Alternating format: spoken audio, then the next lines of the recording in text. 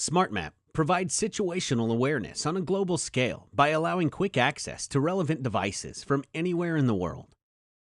In this video tutorial, you will learn how to add a custom overlay with a shapefile. The shapefile format is a popular geospatial vector data format for Geographic Information System (GIS) software.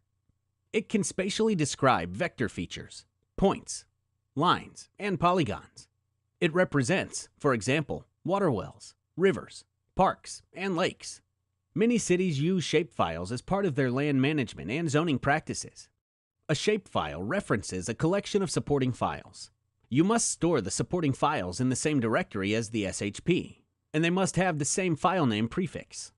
For example, if the name of the SHP file is map1.shp, the name of the SHX file must be map1.shx. The required support files are SHP, SHX, and DBF. The first time you add a large or complex shapefile, for example, one that has lots of lines and polygons, it might take a few seconds to load on the SmartMap. It also might seem slightly slow when you visit a new area at certain zoom levels. Afterward, however, the system will remember the shapes and the SmartMap will display the overlay more quickly. Let's start by clicking Setup. We will add a custom overlay in Copenhagen, Denmark.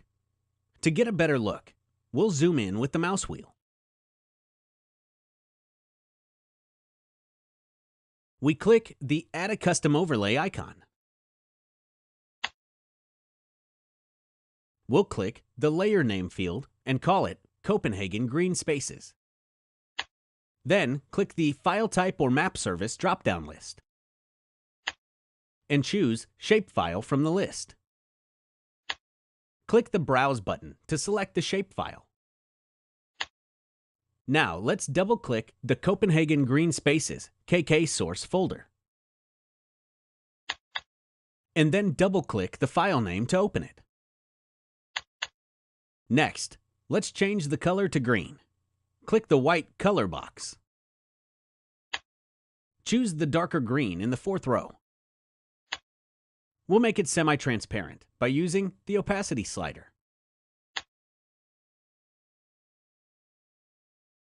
And then click Save. Now the green spaces are colored and positioned. Note, the location information is stored in the set of files, so there is no need to reposition or scale the shapefile. Click Setup to finish the session.